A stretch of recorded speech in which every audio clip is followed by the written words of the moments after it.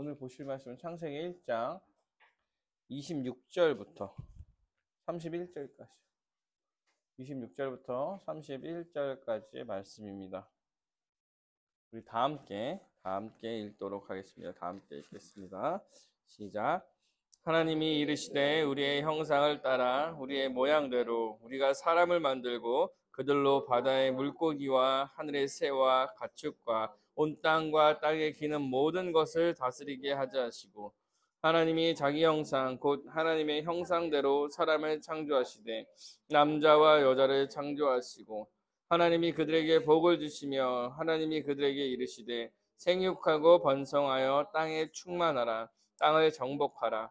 바다의 물고기와 하늘의 새와 땅에 움직이는 모든 생물을 다스리라 하시니라.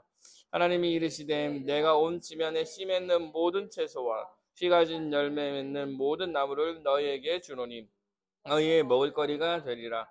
또 땅의 모든 짐승과 하늘의 모든 새와 생명이 있는 기 모든 것들에게는 내가 모든 푸른 풀을 먹을거리로 주노니 그대로 되니라. 하나님이 지으신 그 모든 것을 보시기에 심히 좋았더라. 저녁이 되고 아침이 되니 이는 여섯째 날이니라. 아멘. 창세기 강해를 쭉 하고 있죠. 창세기 중에 창조 부분에 대한 얘기를 쭉 하고 있습니다. 하나님께서 세상을 창조하셨습니다. 창조 부분 1장, 2장 창조에 대한 얘기를 하는 것은요, 사실 적용적 측면이 되게 크다기보다 지식적 측면이 커요. 지식을 가지고 믿어야 되는 측면에 대한 얘기가 좀 더 많이 있습니다. 왜냐하면 선언이고 하나님께서 처음 시작을 이렇게 하셨다. 결국 이렇게 만들 거야. 라는 이야기를 하고 싶으신 것 가운데서 창조를 이야기하는 거라서 지금 인류의 역사를 일일이 기록한다거나 어떤 논증을 한다거나 그런 얘기가 아니라 하나님의 선언이 창조예요. 창조를 가지고 우리가 좀 볼 거는 하나님이 어떠한 분이신가? 하나님께서 어떻게 이 세상을 시작하셨고 어떤 목적으로 이 세상을 시작하셨을까? 그럼 결국 이 세상은 그렇게 되는 것이 아닌가? 라는 생각을 할 수 있겠죠. 그래서 창세기를 보면 보통 그 창세기에 이제 사실 주 독자가 출애굽 백성들. 그래서 출애굽 백성들이기 때문에 출애굽한 백성들이 이제 하나님, 우리 민족을 이끌어 가시는 그분이 어떤 분이신지에 대한 것에 대한 지식과 또한 그것에 대한 감사, 그리고 찬양, 그리고 나와서 좀 어려움을 겪어가면서 그럼에도 불구하고 하나님이 이런 분이야 라는 것을 알게 되니까 힘이 되고, 그런 말씀이 좀 창조에 좀 들어가 있습니다. 하나님께서 6일 동안 세상을 창조하셨다 이렇게 말합니다. 처음에 빛을 창조했어요. 그래서 빛과 어두움을 놔두고 낮과 밤을 나눴습니다. 그리고 나서 궁창을 그으시고 궁창 위의 물과 궁창 아래의 물. 궁창 위는 하늘, 아래는 사실 바다죠. 셋째 날 묻이 드러나게 하시고 모인 물을 바다, 그리고 묻은 땅, 그리고 땅이 풀을 내게 하고 많은 식물을 내게 하죠. 그래서 약간 공간들이 채워졌어요. 하늘이 생겼고 달이 생겼고 빛이 있고 어둠이 있고 바다가 있고, 이 가운데 하나님께서 하나씩 채워 가시는 거죠. 먼저 광명체들을 챙겨 만들어 주시죠. 광명체들을 만들어서 빛을 주관하게 하시고 그 빛으로 이제 우리를 비추게 하는 거죠. 낮은 해로, 밤은 달로. 사실 온 우주를 사실 그때 만들어 놓은 거죠. 그리고 그 온 우주가 빛으로서 우리를 비추게 해 주시는 거죠. 그로 인해서 계절이 생기고 날이 생기고 연이 생기고 막 이런 시간적 개념들이라던가 변화되는 여러 가지 계절들이라든가 이런 것들이 만들어지게 되죠. 그리고 나서 물속의 생물들과 하늘의 새들을 채우고 땅의 동물들을 채우고 만들어진 공간을 하나씩 살아 숨쉬는 생명체들로 채워 나가십니다. 얼마나 풍성해요. 아무것도 없는 가운데서 이제 창조의 그 시기에 많은 공간들을 만들어 내시고 그 다음에 그 공간들을 채우시고 그 공간들을 채우시고 어떻게 해요? 질서를 유지하죠. 질서를 유지해요. 해와 달과 별이 날과 달 그리고 연을 만들어내고 계절을 만들어내고 그 계절들과 낮과 밤이 식물들을 자라게 하고 그 식물들이 동물들을 자라게 하고 그 태양빛이 해양의 식물들을 자라게 하고 또한 해양의 식물들이 또 번성하고 서로 맞물려서 많은 질서와 조화를 누리며 풍성한 세상을 만들어 놓으셨습니다. 그리고 사실 오늘 마지막으로 그 자리에 사람을 창조하십니다. 오늘은 사람의 창조에 대해서 좀 생각해 보려고 합니다. 하나님께서 모든 환경을 다 만드시고요. 그 자리에 사람을 두십니다. 마치 여러분 이 땅의 모든 창조가요. 이 사람을 여기에 두기 위해서 만들어 놓은 듯한 그런 느낌으로 세상을 창조하시죠. 느낌이 아니라 사람을 위한 창조였던 것. 공간과 질서와 세상의 모든 걸 채우시고 이제 아름다운 세상이 만들어졌다. 그리고 마지막으로 사람을 채우셔서 너네들 여기서 잘 살아라 라며 사람을 두시는 거예요. 그리고 사람은 다른 창조와는 조금 다른 모습으로 창조가 나타납니다. 26절부터 27절인데요. 본문 한번 살펴보겠습니다.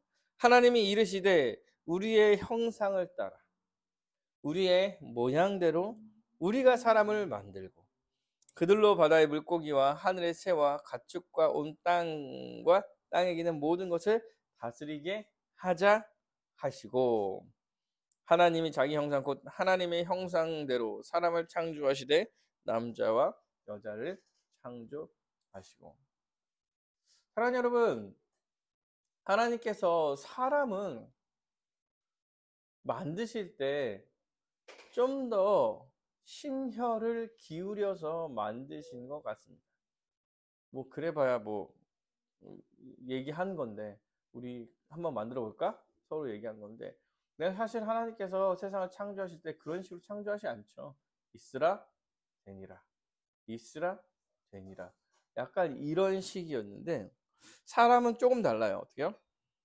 하나님이 이르시되 우리의 형상대로 우리의 모양대로 만들자 라고 회의를 하시고 이야기를 하시고 그 다음에 사람을 만들죠. 그만큼 사람을 만들 때 심혈을 기울여서 만들었다고 볼 수 있는 거예요. 그리고 사람을 어떤 모습으로 만드냐라고 했을 때 이게 매우 중요하죠. 하나님의 형상을 따라 하나님이 이르시되 우리의 형상을 따라 우리의 모양대로 사람을 만들자 이렇게 말해요. 여기서의 우리는 삼위 하나님을 이야기합니다. 복수형이니까 하나님이 이르시되 하나님 말씀하셨고 우리의 모양대로 이렇게 했다. 이 우리는 삼위 하나님을 이야기합니다. 태초부터 계셨던 그 삼위 하나님. 그 삼위 하나님께서 자신들의 형상에 따라서 사람을 만들자라고 하고 만들어요. 그러면 사람은 어떤 모양을 가지고 있어요? 하나님의 형상을 가지고 있다라고 말할 수 있는 거예요. 형상이라는 것은 사물의 모양이나 상태예요. 그러니까 삼위 하나님의 모양이나 상태를 닮아서 우리가 본떠서 만들어졌다라고 말할 수 있는 거야. 모형이라는 건요. 모형이라는 거는 그 모형을 보면은 아, 그게 어떤 거구나라고 좀 알 수 있죠. 우리가 그 피카츄 인형을 딱 보면 아, 피카츄가 이렇게 생겼구나라고 알 수 있겠죠. 피카츄 그 만화를 못 본 사람도 인형을 보면 아, 이렇게 생겼구나 알 수 있을 거 아니야. 맞죠? 모형이라는 것은 본을 떠서 만든 거기 때문에 그것을 보면은 아, 어떤 사람을 모형으로 한 거고 그 사람은 이렇게 생겼구나라는 것을 알 수 있는 거야. 그러면 우리를 봤을 때 하나님을 알 수 있는 거죠. 뭐 물론 다 알 수 있진 않아요. 우리를 본다고 하나님이 다 알려지고 뭐 이런 것은 아니지만 우리는 하나님의 형상을 따라서 만들어졌다는 것은 확신한 거예요. 삼위 하나님의 형상을 따라서 만들어졌다. 사람의 모습은요, 하나님의 형상을 따라서, 삼위 하나님의 형상을 따라서 만들어졌기 때문에 하나님의 영광을 반영합니다. 하나님의 영광스러운 모습을 반영해서 만든 것이 사람이에요. 육체의 모습을 입고 영을 가진 상태로 걸어다니고 손을 쓰고 대화를 하고 생각을 하고 마음을 쓰며 아파하고 양심을 가지고 살아가는 것. 이러한 모습들이 삼위 하나님의 형상을 반영하는 것. 유일합니다. 유일해요. 그 피조물 가운데 유일하게 삼위 하나님의 형상을 가지고 만들어진 피조물이라는 거예요. 그런데 하나님의 형상을 따라, 우리의 형상을 따라, 우리의 모양대로 이렇게 이야기하죠. 여기서 우리의 형상과 모양은 사실 같은 의미의 다른 단어예요. 같은 의미의 다른 단어인데 뉘앙스가 약간 달라요. 뉘앙스가 약간 다릅니다. 모양이라는 말은, 그러니까 형상이란 말은 하나님을 알 수 있어. 하나님의 거룩하고 영광스러운 모습을 반영하는 거야 라는 뜻을 조금 가지고 있다면, 모양은 하나님의 형상을 반영하고 있지만, 반영을 하죠. 모양이라는 것도 반영을 하는 거예요. 그러나 모양이야 라는 얘기를 하려고 하는 단어예요. 그러니까 피조물에 여전히 그럼에도 불구하고 하나님이 될 수는 없는, 하나님의 형상을 반영하지만 피조물에 불과하다는 뉘앙스를 가지고 있어요. 하나님께서 이 두 단어를 쓰시면서 어떻게 얘기하냐면 사람이 귀하게 창조되었습니다. 유일하게 하나님의 형상을 가지고 삼위 하나님의 모양과 모습과 특징을 가지고 가지고 만들어진 사람이란. 그러나 그럼에도 불구하고 피조물이다. 삼위 하나님을 완벽하게 반영할 수 있는 건 아니다. 모양은 단지 모양일 뿐이죠. 본질이 될 수는 없죠. 그래서 모양이란 얘기는 그 본질이 될 수 없다는 얘기를 하고 있는 거야.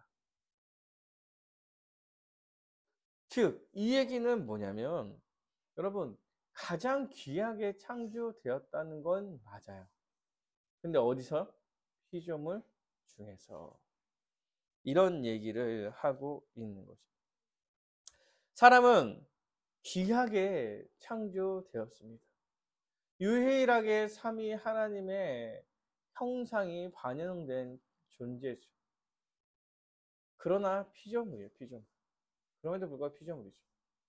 그런데 모든 피조물들 중에는 가장 뛰어나고 가장 확실하고 하나님을 잘 반영할 수 있는 형상으로 만들어졌다는 것은 맞는 이야기입니다.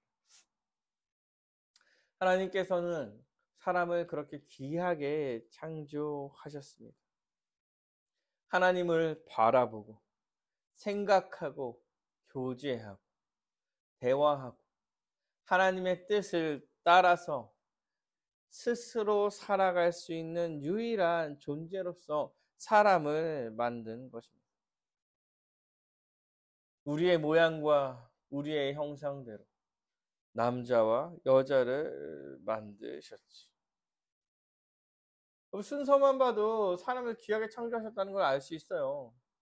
세상 아주 아름답고 풍성하고 모든 질서를 다 만들어 놓고 나서 야, 이제 우리의 형상을 따른 우리의 형상을 따른 사람을 만들자. 그래?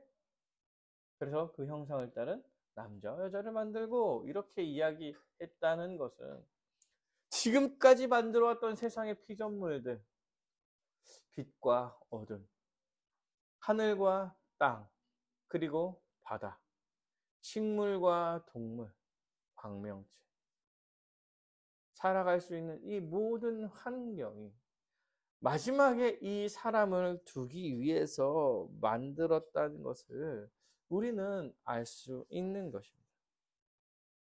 그만큼 하나님께서 사람을 귀하게 창조하셨어요. 귀하게만 창조하셨을까요? 귀하게 창조하신 만큼 사랑하고 우리를 위해서 살아가고 계시겠죠. 여전히 우리를 다스리고 우리와 함께 우리를 통치하며 살아가는 것이 하나님이 창조해서 사람을 만들면서 보여주신 일들입니다. 그러면 사람은 기본적으로 삼위 하나님의 형상대로 모양대로 창조되었기 때문에 사람의 모습은 하나님의 형상, 삼위 하나님의 형상과 모양을 드러내는 게 아주 마땅한 것입니다. 모든 인간은 하나님의 형상을 따라서 창조된 존재로서 하나님의 형상을 드러내는 삶을 살아가는 것이 마땅하고 하나님의 형상을 마땅히 드러낼 수 있을 거예요. 그런데 여러분, 사람이 지금 타락해서 하나님의 형상을 드러내지 못하는 삶을 살아가는 자들이 많은 거예요. 여러분, 근데 이 가운데서 우리는 좀 달라요. 왜요? 우리는 예수 그리스도의 십자가의 은혜로 그 죄로 인한 모든 문제를 다 해결하고 더 이상 죄의 지배를 받지 아니하고 예수 안에서 예수의 지배를 받아 예수님께 순종하며 예수의 형상을 드러내면서 살아가는 자들이기 때문에 사실은 이제 그렇지 못한 사람들과는 좀 다르죠.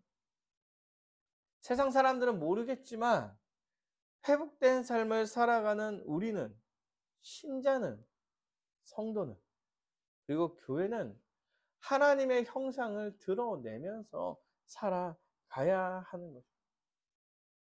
우리를 보면 하나님을 볼 수 있고 우리의 삶을 돌아보면 하나님이 어떠한 분이신지, 하나님이 어떠한 인격과 성품과 삶을 살아내시는 분인지, 어떤 걸 좋아하시고 어떤 걸 추구해 나가시는지 알 수 있어야 되는 게 아주 정상적이라는 거예요. 그러면 우리는 하나님의 형상을 드러내는 삶을 살아야 되는데, 하나님의 형상을 드러내는 삶은 어떤 삶입니까? 하나님의 형상을 드러낸다는 것은 하나님의 모습이 우리 안에 나타나야 된다는 건데, 그러려면 1차적으로는 하나님이 어떤 분이시며 그가 어떤 모습을 가지고 계시며 어떠한 사상과 어떻게 세상을 이끌어 가시려는지를 우리가 알아야 되는 거고, 또한 하나님께서는 이미 그것을 알려주셨죠. 그래서 하나님의 형상을 따라서 살아간다는 것은 말씀에 순종하면서 살아간다는 것을 의미합니다. 우리는요, 이미 회복된 자로서 하루하루를 살아가는 거예요. 삶이 회복된 자가 하루하루를 살아간다는 것은 말씀에 순종하며 살아간다는 것이고, 우리가 그 말씀에 순종하면서 살아갈 때에 우리가 원래 하나님의 창조 목적에 따른 하나님의 형상을 드러내면서 살아간다고 이야기하는 거예요. 사랑하는 여러분, 우리는요, 우리 모습을 보고 하나님의 형상이 드러나야 됩니다. 물론 완벽하지 않겠죠. 우리가 예수가 아니고 하나님이 아니잖아요. 그런데 형상과 모양을 드러내라고 하는 거잖아요. 그 사람이 아니어도 그 사람을 볼 수 있게는 해야 된다라고 말하고 있는 거예요. 그러므로 이 땅에서 신자가 살아가는 모습은 굉장히 중요한, 우리가 서로를 바라볼 때 진짜 하나님께서 이렇게 살라고 하셨지, 이런 생각을 할 수 있어요. 우리 안에서는 그렇게 생각할 수 있어야 되죠. 저 사람을 바라보면서 그래, 주님께서는 저렇게 살라고 하셨지. 온유하고 겸손히 저 사람처럼. 외부에서 바라볼 때도 마찬가지입니다. 여러분, 외부에서 교회 평가가 그렇게 나오면 안 되죠. 교회도 똑같네, 세상과. 이런 평가가 나오게 하면 안 돼요. 원래 교회는 저런 건가? 교회는 저렇게 살아가는 건가? 라는 평가가 나와야 되죠. 예수님이 저런 걸 가르치시는구나. 교회에서 저런 걸 가르치는구나. 라는 이야기가 나와야 하는 거예요. 그래서 사랑하는 여러분, 우리가 기독교라는 이름으로 공식적으로 욕먹을 수 있어요. 왜요? 기독교의 어떠한 사상은 세상의 사상과 부딪히기 때문에 그렇습니다. 공식적으로 기독교는 뭐 배타적이야, 뭐 이런 욕은 들을 수 있어요. 사랑하는 여러분, 그런데 여러분 주위의 사람들이 여러분을 바라보면서 똑같네 라고 이야기하면 안 돼. 욕을 할 수 있죠. 지네만 잘났나, 지네만 의로운가, 이런 얘기는 들어도 돼요. 그런데 똑같네, 쟤네가 더 나쁘네, 믿는 사람들이 더 하더네, 이런 얘기를 듣는 게 여러분 말이 안 된다고 얘기합니다. 하나님의 형상이 나타나야 되잖아요. 실제로 온 백성들, 온 모든 사람들은 하나님의 형상을 따라 만들어졌기 때문에 실제로 죄를 지을 수밖에 없는 존재들도 일만의 양심이 들어가 있고, 뭐가 선인지 악인지 구별할 수 있어요. 근데 신자가, 예수 안에 있다고 이야기하는 자가 하나님의 형상을 회복했다고 말하는 사람, 주위 사람들한테 세상의 사람들 살아가는 그 사람보다 더 악하게 행하면서 살아간다면, 그럼 하나님의 형상이 우리한테서 드러날 수 있겠습니까? 여러분, 그렇다면 여러분이 회복된 백성이라고 말할 수 있겠냐? 우리는 하나님의 형상을 드러내며 살아가야 합니다. 또한 하나님은 사람을 귀하게 창조했다고 말할 때 우리가 또 하나 생각할 수 있는 것은요, 여러분, 세상의 어떠한 피조물보다 사람의 가치는 소중합니다. 사람의 가치와 사람의 생명이 굉장히 제일 소중하다고 이야기하는 거예요. 그래서 십계명에서도 하나님께서는 사람을 살인하는 문제에 대해서 아주 중요하게 다루시고요. 신약에서는 도와주는 구제의 문제를 아주 핵심적으로 다루고 있어요. 왜요? 사람이 중요하기 때문에 그래요.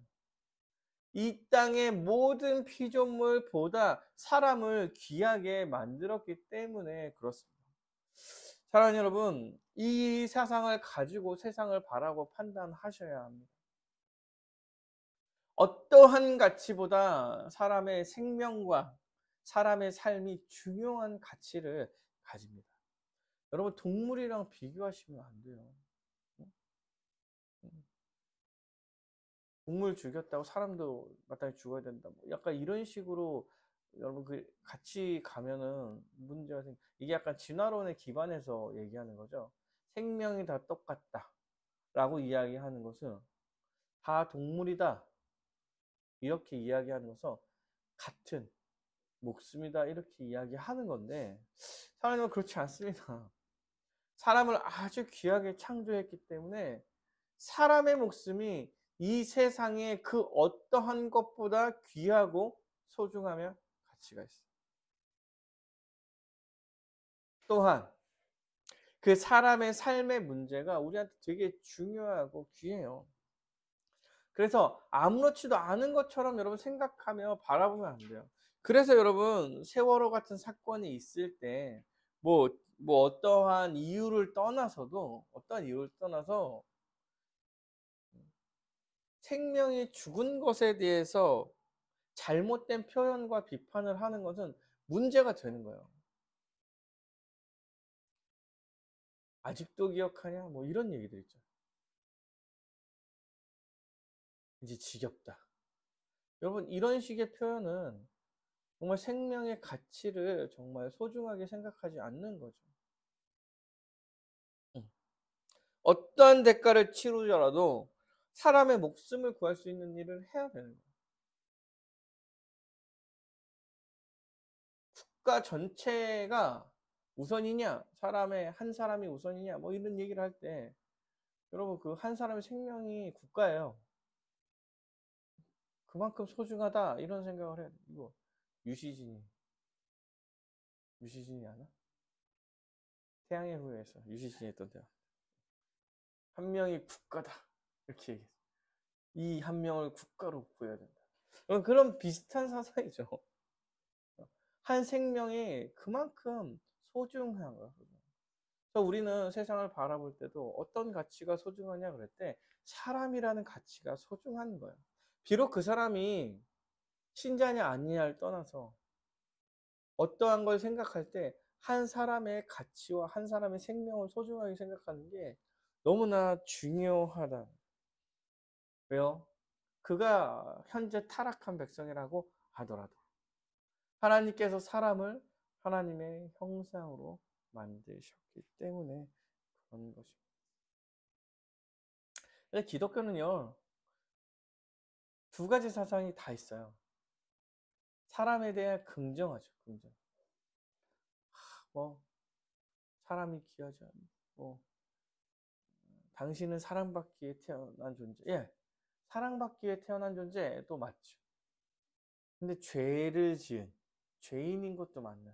사실 이 두 가지 사상이요, 같이 결합되어 있어요. 결합되어 있어요. 한 가지만 치우쳐서 이야기하면 문제가 되죠. 문제가 돼요. 죄인이다라고 이야기해서 사람의 가치와 목숨을 되게 아주 깔아뭉갠다면 그것도 문제가 있고 사람을 너무 귀하게 여긴다 해서 죄인임을 좀 거부하려고 한다면 그것도 문제가 돼요. 사실에서 기독교의 인간론은 두 가지 사상을 다 가지고 있습니다. 가지고 있어요. 여러분 주위에 있는 사람들의 소중하게 생각하셔야 돼요. 그리고 자기 자신을 바라볼 때는 철저하게 죄인이라는 사실을 기억하셔야 할 거예요.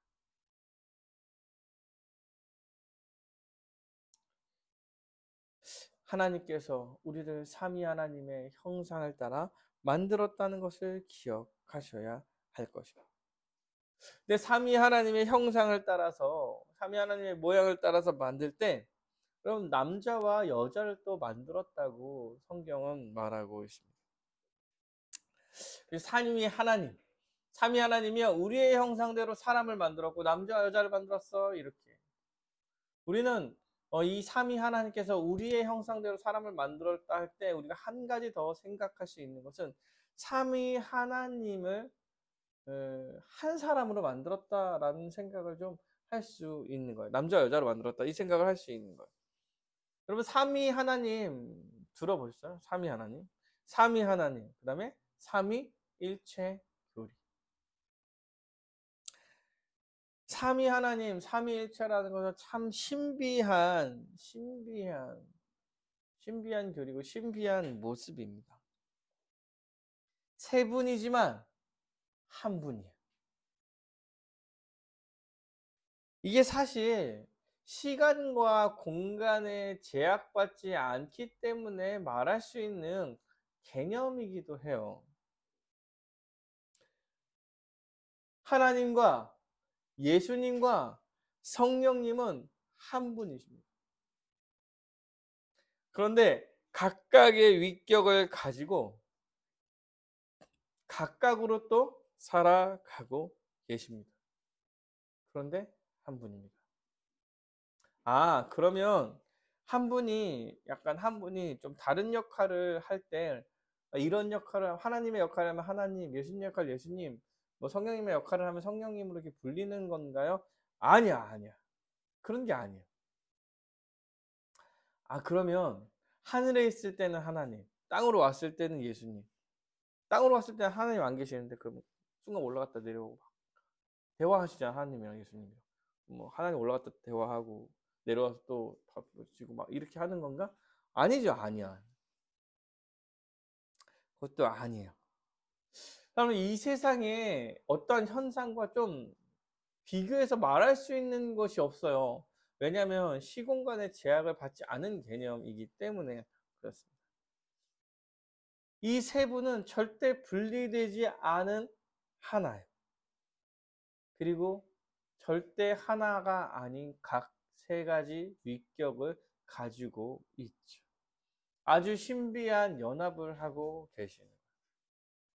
하나님의 형상을 따라 창조됐다고 이야기할 때 여러분 사람을 창조하고 이렇게 이야기하지 않고 남자와 여자를 창조하시고 이렇게 이야기합니다.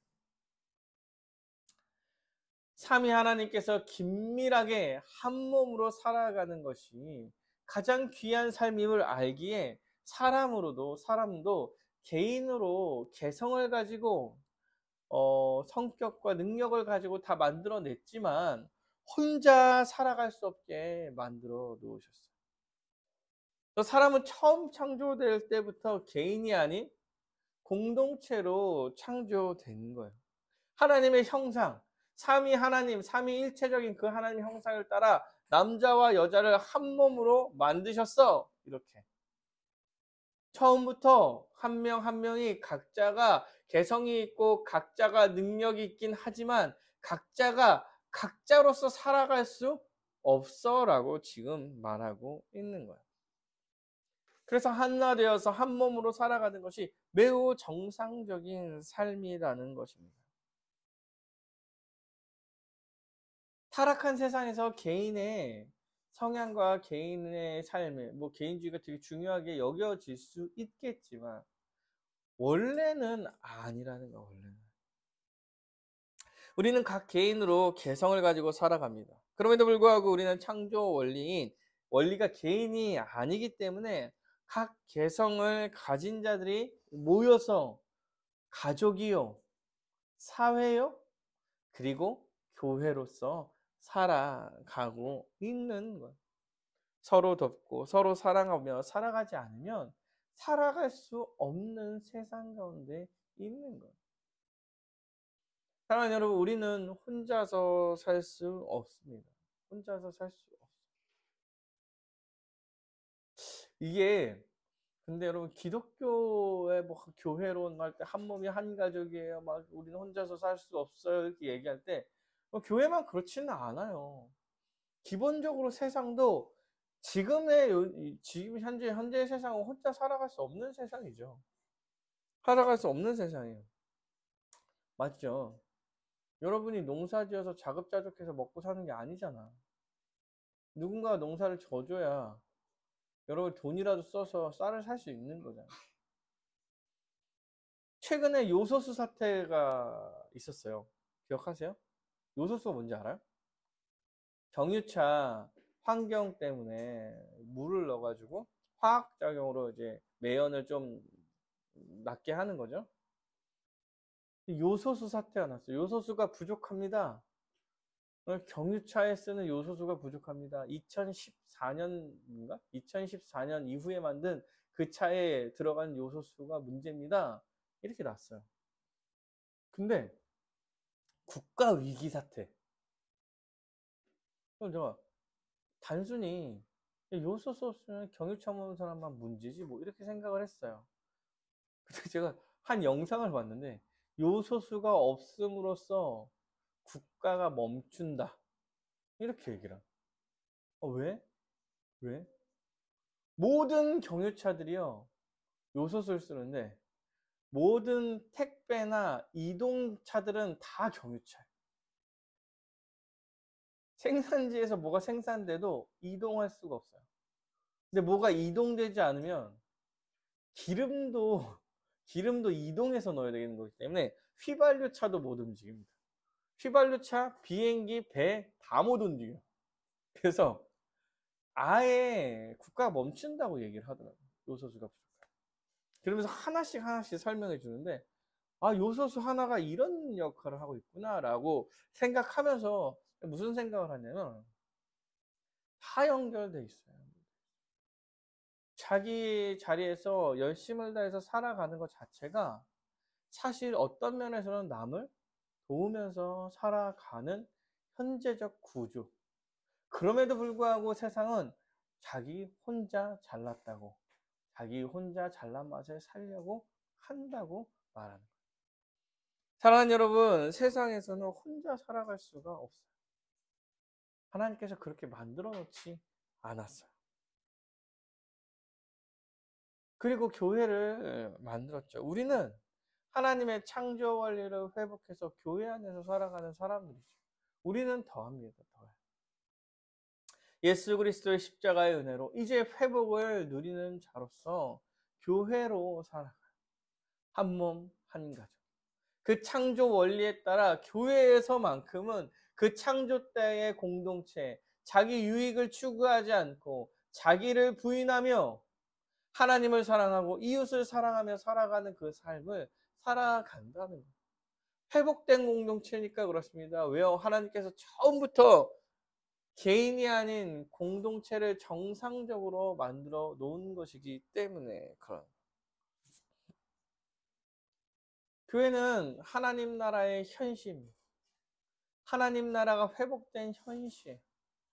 그럼 우리 가운데는 우리는요 서로를 위해서 살아가는 것이 정상적으로 살아가는 거예요. 교회에서 저희가 교회론을 하면서 가르치면서 되게 많이 강조하죠. 한 몸, 한 가족입니다. 지체를 사랑하고 지체를 위해서 살아가야 됩니다. 근데 이게 사실은 아주 정상적인 삶이라니까, 정상적인 삶. 너무나 그렇게 않은 삶을 오랫동안 살아왔기 때문에. 근데 우리 어렸을 때부터 어, 살아가는 것 자체가 약간 연합해서 함께 공동체로 살아가는 그런 느낌보다는 경쟁 사회 속에서 어렸을 때부터 성적이라는 경쟁 사회 속에서 살아와서 계속 자기 유익과 자기 이익과 자기만 생각하고 살아온 사람이 너무 오래되었어요. 오래되었어요. 물론 그렇게 사는 것도 자기 혼자 살아가는 것이 아님에도 불구하고 이제 우리는 정말 창조 때를 회복하여서 서로를 사랑하며 한 몸, 한 가족으로 원래 공동체로서 만든 그 창조의 세계를 긍정하며 다른 사람들이 야, 그렇게 못 살아 라는 얘기를 무시하며 정말 내 이익보다는 남의 유익을 생각하며 살아가야 하는 것입니다. 그렇게 하나님께서는 세상을 창조해 내신 거예요. 하나님께서는 사람을 그렇게 귀하게 창조하시고 공동체로 창조하시고 끝나는 게 아니라 그 귀하게 창조한 사람에게요, 여러분 세상을 다스릴 권한을 주십니다. 본문 읽어보겠습니다. 28절입니다. 하나님이 그들에게 복을 주시며 하나님이 그들에게 이르시되 생육하고 번성하여 땅에 충만하라. 땅을 정복하라. 바다의 물고기와 하늘의 새와 땅에 움직이는 모든 생물을 다스리라 하시니라. 하나님이 이르시되 내가 온 지면에 씨 맺는 모든 채소와 씨 가진 열매 맺는 모든 나무를 너에게 주노니 너희의 먹을 거리가 되리라. 또 땅의 모든 짐승과 하늘의 모든 새와 생명이 있어 땅에 기는 모든 것에게 내가 모든 푸른 풀을 먹을 거리로 주노니 하시니 그대로 되니라. 네. 그들에게 복을 주셨어요. 하나님이 복을 주시면 하나님이 그들에게 이르시되 생육하고 번성해라 이렇게 얘기해요. 여러분 근데 생육하고 번성하라는 얘기는 다른 피조물한테도 동일하게 주어진 얘기예요. 뭐가 다르냐면 땅을 정복하고 바다의 물고기와 하늘의 새와 땅에 움직이는 모든 생물을 다스려라 이렇게 이야기합니다. 다른 피조물과 다르게 귀하게 창조되었다는 게 여기서도 드러나죠. 하나님께서는 사람을 삼위 하나님의 형상대로 만들고 그 모든 만물을 다스릴 수 있는 권한을 사람한테 주신 거예요. 생육하고 번성하고 땅에 충만하고 땅을 정복하고 다스려라. 하나님께서는 사람에게 모든 피조물을 통치할 대리 통치권을 허락해 주시고 그 대리 통치를 잘 할 수 있는 사실 능력도 주셨어요. 왜요? 씨 맺는 모든 채소들이 열매 맺는 모든 나무들이 너희의 먹을거리가 되고 모든 짐승도 하늘의 새도 땅에 있는 모든 것도 푸른 풀을 먹을거리로 주고 그러니까 모든 생물들이 이 사람들한테 그냥 살아갈 수 있게 규칙과 이런 걸 다 만들어주고 다스리고 다스릴 때에 아무 문제 없이 잘 다스릴 수 있도록 해 주신 거예요. 열심히 다스려서 먹고 살아야 되는 문제라면 약간 좀 심각해지죠. 근데 아니 그런 먹고 사는 문제가 아니야. 왜냐면 다 해결해 줄게. 다 해결해 줄게. 잘 이끌어서 다스려 주기만 하면 된다. 하나님께서는 사명을 주신 거예요. 세상을 잘 다스리고 생육하고 번성할. 그런데 사람이 하나님의 명령에 불순종해서 타락했죠. 근데 그럴 때 사람만 타락한 게 아니에요. 모든 만물이 타락했어요. 왜? 사람을 대리 통치자로 세웠기 때문에 그 통치자의 타락과 함께 모든 만물이 이제 죄에 대한 저주를 함께 받는 거예요. 로마서에 그 식물들이 사람의 회복을 기다리고 있다 이렇게 얘기해요. 왜요? 그들이 회복돼야 나도 회복되니까. 이런 식으로 설명하고 있는 거예요. 그런데 여러분, 세상이 여전히 피조물이 타락해 있지만 회복된 우리가 있는 거예요. 우리는 회복된 삶을 지금도 살아가야 하는 거죠. 그래서 우리는 이것을 가지고 생각해 볼 것이 있습니다. 이게 뭐냐면 하나는 세상을 잘 다스려야 하는. 그럼 세상을 잘 다스린다는 얘기는 피조물들을 지켜내고 생육하고 번성하게 하고 맞죠? 그들이 더 잘 살 수 있게 사람들이 더 잘 살 수 있게 생명들이 더 살 수 있게 조화롭게 함께 살 수 있게 열심을 다해서 일을 해 나가는 거예요. 자기가 있는 자리에서. 그렇기 때문에 우리가 일하는 것 자체가 중요해요. 여러분이 어디선가 일하는 것 자체가 다른 사람한테 도움을 주는 거기 때문에 일을 해 나가는 게 중요한 거예요. 그리고 자연도 지켜내려고 힘쓰죠. 왜요? 하나님께서 만든 자연, 이미 타락했지만 그럼에도 불구하고 회복된 백성은 그 자연을 또 잘 통치하기 위해서 지켜내려고 힘쓰는 거죠. 그런 입장에서 사실 우리가 자연 보호하는 거예요. 자연 보호합시다. 왜요? 더 좋아지니까. 더 좋아지지 우리가 안 죽으니까. 이게 아니라 여러분 자연 때문에 세상이 망하는 일이 없을까요? 그 전에 예수님 오시겠죠? 그러면 다 회복될 거예요. 그런데 그냥 우리가 이미 회복된 자로서의 삶을 하나씩 살아가는. 그리고 번성해야 됩니다. 번성해야 돼요. 여러분. 애를 낳아야 돼요. 2명이 결혼해서 3명 낳아야 된다고. 그렇게 얘기하던데. 출산율이 아주 심각하죠. 여러분, 이런 거에 대한 그 마음의 고민도 가지셔야 돼요. 여러 가지 생각할 때. 회복된 나라에서 살아갈 때 이 세상을 다스리고 정복하고 생육하고 번성하라고 하셨을 때 타락한 세상이지만 회복된 자로서 이 세상 가운데서도 가치 있게 열심을 다해서 일하고 어떻게 하면 이 세상을 지켜나갈까 고민하고 살아가는 것. 이것도 우리가 해 나가야 돼 마땅한 사명이에요. 사명. 교회의 사명이 아니라 우리의 개인의 사명인 거죠. 그래서 직장을 갖고 일을 열심히 하는 게 사실 생각보다 중요한 문제입니다. 그래서 교회에서 그렇게 할 수 있어요. 직장을 찾아야 된다. 일을 해야 된다. 일을 하면서 일한 대가로 먹고 살아야 된다. 이게 사실은 신자적 삶에 아주 중요한 문제이기 때문에 그런 거죠. 마지막으로 우리가 하나님의 창조를 바라보며 생각할 수 있는 것은 우리는 이미 회복된 하나님 나라의 백성이라는 거예요. 하나님께서 세상을 창조하시고 30절에 이렇게 얘기하면 하나님이 지으신 그 모든 것이 보시기에 심히 좋았더라 이렇게 돼요. 심히 좋았더라. 저녁이 되고 아침이 되니 6째 날이다. 하나님께서 만드신 세상이 완벽했습니다. 하나님이 보시기에 6째 날 사람까지 다 두고 나서는 심히 보시기에 좋았다 이렇게 얘기했어요.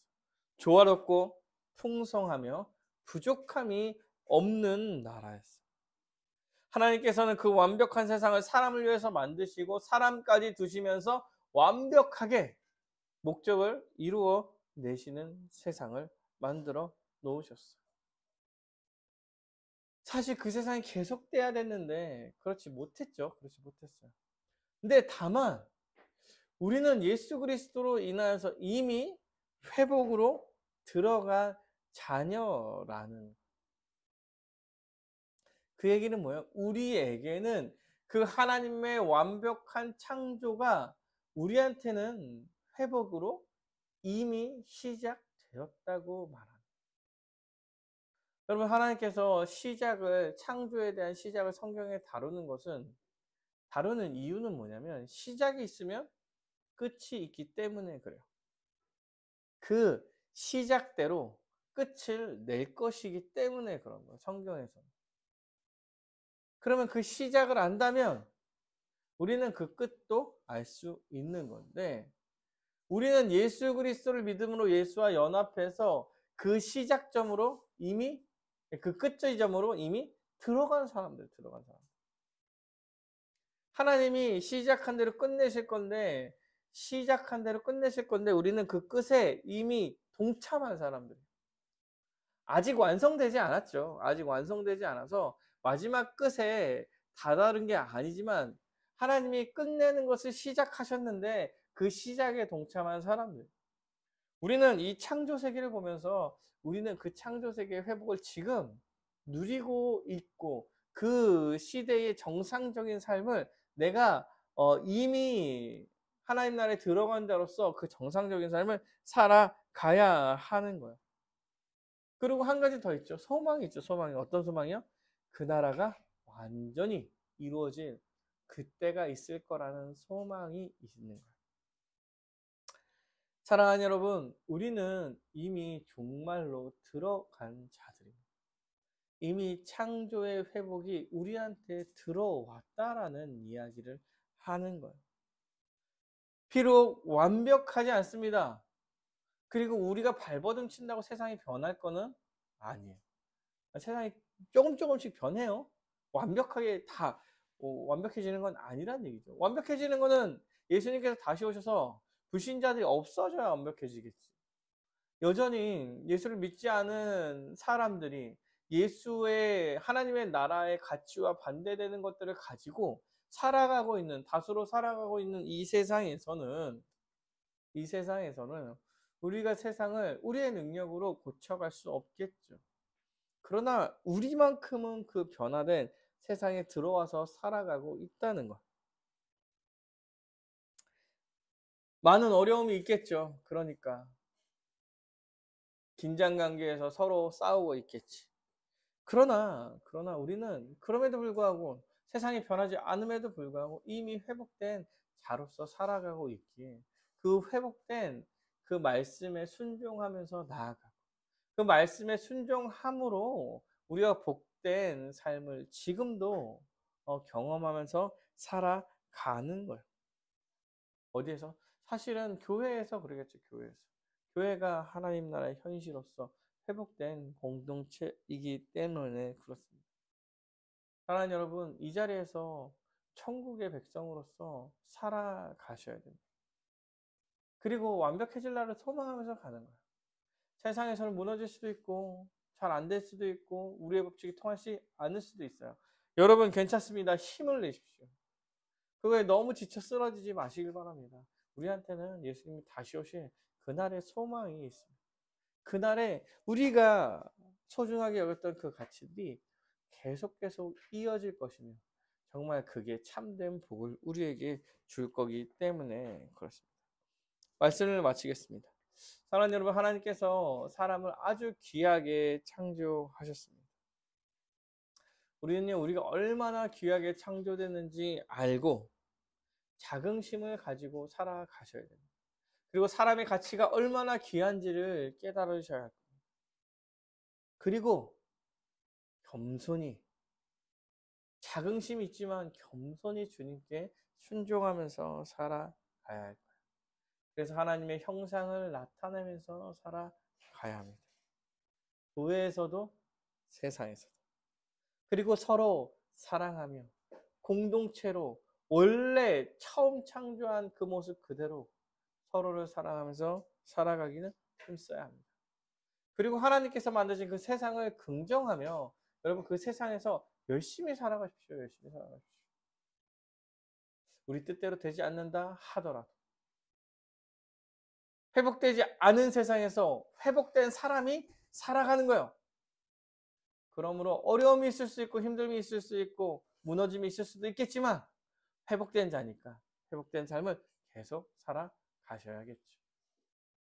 그리고 그렇게 살아갈 때에 하나님께서 우리에게 주어지는 복이 있다는 사실을 기억하시며 나아가는 여러분이 되시기를 간절히 바라겠습니다.